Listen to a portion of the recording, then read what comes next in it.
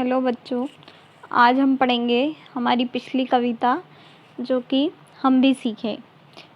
इसके कवि कौन है? गोपाल कृष्ण कौर। उनके द्वारा लिखी हुई कविता का अगला पार्ट। ठीक है। इसकी पहली लाइन है, गहरी नदियाँ निर्झर नाले, निर्मल जल दिन रात बहाते। अब इस कविता में जैसा कि हम पढ़ते आ रहे हैं, क्या सीख रहे हैं? प्रकृति के प्रति प्रेम सीख रहे हैं, है ना। प्रेम भाव सीख रहे हैं प्रकृति और पर्यावरण के प्रति। तो इसमें जो गहरी नदियाँ हैं, लगातार बहने वाले झरने हैं, नाले हैं, ये सब क्या कर रहे हैं? दिन रात अपना निर्मल जल, निर्मल यानी कि जो है स्वच्छ, तो दिन रात अपना स्वच्छ जल बहाते रहते हैं। ठीक है।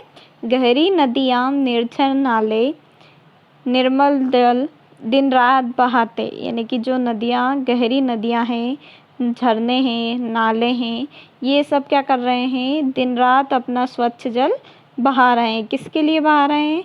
तो जग हित में, यानी कि लोगों के या जन कल्याण के लिए, है ना। अगला है, ऊंचे नीचे पर्वत ही तो इन सोतों के जनक कहाते, यानी कि ये जो निर्झर नाले हैं, है ना, नदियां हैं, नाले हैं, इन सब का जो जनक है वो कौन कहलाते हैं? ऊंचे नीचे पर्वत, क्योंकि इन ऊंचे नीचे पर्वतों से निकलकर ही नदी, झरने, ये सब क्या करते हैं? बहते हैं। तो इसलिए इन्हें क्या कहा गया है? सोतों का जनक कहा गया है। सोत, है ना, झरने। तो ऊंचे नीचे जो पर्वत है वो क्या कहलाए? झरनों के जनक कहलाए, यानी कि पिता, जिससे कि पर्वत से ये झरने बहते हैं, गिरते हैं। ठीक है। अगला है, ऐसे ही त्यागी बनकर हम बूंद बूंद कर झरना सीखें, है ना। ऐसे ही यानी कि जिस तरह ये नदियां हैं, नाले हैं, झरने हैं, ठीक है, ऊंचे नीचे पर्वत है, ये सब है, इनकी तरह ही हम त्यागी बनकर, यानी कि जितना त्याग कर रहे हैं ये, इनकी तरह ही हम भी त्यागी बनकर बूंद बूंद कर झरना सीखें, यानी कि थोड़ा थोड़ा करके, एक एक बूंद करके, और हम भी इनकी तरह परोपकार का कार्य करना सीखें। ठीक है।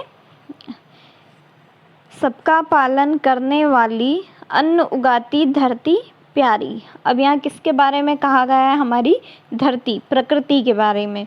तो ये क्या है? सबका पालन पोषण करने वाली। अब पालन पोषण कैसे करती है?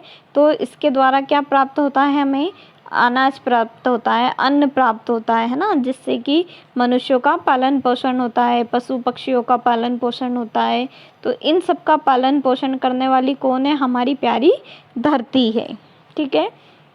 उथल पुथल खुद ही सह लेती, महकाती जीवन फुलवारी, यानी कि हमारी जो धरती है, पृथ्वी है, वो क्या करती है? उथल पुथल, यानी कि खुद ही सहती है। उथल पुथल का अर्थ क्या हुआ?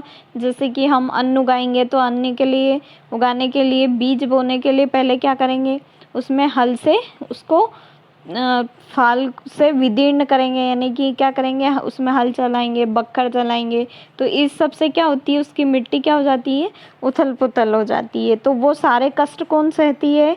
खुद धरती सहती है ना। और क्या करती है? महकाती जीवन फुलवारी, यानी कि जो हम मनुष्यों का जीवन है, उनकी फुलवारी में क्या भरती है? सुगंध भरती है ना। तो उथल पुथल खुद ही सह लेती, महकाती जीवन फुलवारी, यानी कि हमारी जो धरती है वो सारे दुख कष्ट अकेले ही सह लेती है, और हमारी जो जीवन की फुलवारी है, हमारे जीवन का जो बगीचा है, उसको क्या करती है? महकाती है ना। जीवन देती, प्राण वायु बन चारों ओर विचरना सीखे। अब देखिए यहाँ किसके विषय में बात की गई है? तो हवा के बारे में, है ना। तो जीवन देती प्राण वायु बन, यानी कि जो हवा है वो कैसी?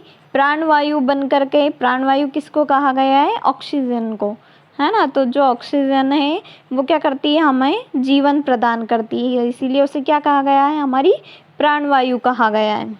तो वो क्या करती है? हमें जीवन देती है, और चारों ओर विचरना सीखे, यानी कि जिस तरह वो हवा या ऑक्सीजन चारों ओर विचरती है, घूमती फिरती है, उसी तरह हम भी चारों ओर घूमना फिरना सीखें, यानी कि स्वतंत्र रूप से विचरना, घूमना सीखें।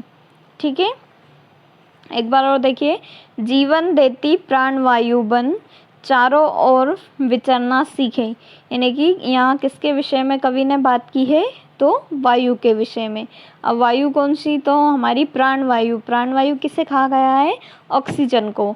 तो वो क्या कर रही है कि चारों ओर विचर कर, यानी कि घूम फिर कर हमें प्राणवायु प्रदान कर रही है। तो उसी तरह हम भी उसके समान ही इधर उधर घूमना सीखें। ठीक है। इसके बाद इसका अर्थ आपको करना है, और इसके बाद कुछ क्वेश्चन है, तो शॉर्ट है और लॉन्ग, तो उसके आंसर आपको ढूंढने हैं। इसी कविता के अर्थ में आपको इनके आंसर मिलेंगे। तो जैसे पहला है, देखिए, कुदरत हमें क्या सिखाती है। तो ये हमने कौन सी लाइन में पढ़ा है, इसका अर्थ पहली वाली लाइन में पढ़ा है ना। कुदरत हमें क्या सिखाती है। अगला है, तारे हमें क्या देते हैं। ये भी हमने हमारी कविता में इसका अर्थ पढ़ा है ना। धरती क्या कार्य करती है, ये भी हमने पढ़ा है। तो यदि आप इसका अर्थ समझोगे और फिर अर्थ करोगे तो आपको इसके आंसर मिल जाएंगे। ऐसे ही लघु उत्तरी प्रश्न का जैसे पहला है, पर्वतों को सोतों का जनक क्यों कहा गया है। जैसे नदी नाले है ना, ये सब है, झरने हैं, तो इनको ये जो है उनका जनक पर्वतों को क्यों कहा गया है। तो ये आपको यदि अर्थ करोगे तो पता चलेगा क्यों कहा गया है, क्योंकि ये सब कहाँ से निकले हैं, ऊंचे नीचे पर्वतों से निकले हैं, है ना। ऐसे ही अगला है, पेड़ों को दधीची क्यों माना गया है। दधीची, जैसा कि मैंने अर्थ में बताया था, दधीची ऋषि कौन थे, जिसने कि इंद्र को वज्र बनाने के लिए, अस्त्र बनाने के लिए अपने सारे शरीर की हड्डियों का दान कर दिया था। क्यों, राक्षसों से युद्ध करने के लिए। तो इसलिए जो दधीची है उनके समान ही पेड़ों को माना गया है। क्यों माना गया है, क्योंकि पेड़ भी क्या करते हैं, अपना फल फूल बीज है ना, पत्तियाँ सब क्या करते हैं, वो भी दान कर देते हैं। तो इसका आंसर भी आपको लिखना है। अगला है, जुगनू से हमें क्या सीख मिलती है। तो मैंने जैसे कविता का अर्थ में बताया था, जुगनू क्या करता है, अंधेरे कमरे में रहकर और एक रोशनी जगाता है, जिससे क्या हो जाता है, उजाला हो जाता है ना। तो इसी तरह हमें उससे क्या सीखना चाहिए, ये इसमें लिखना है।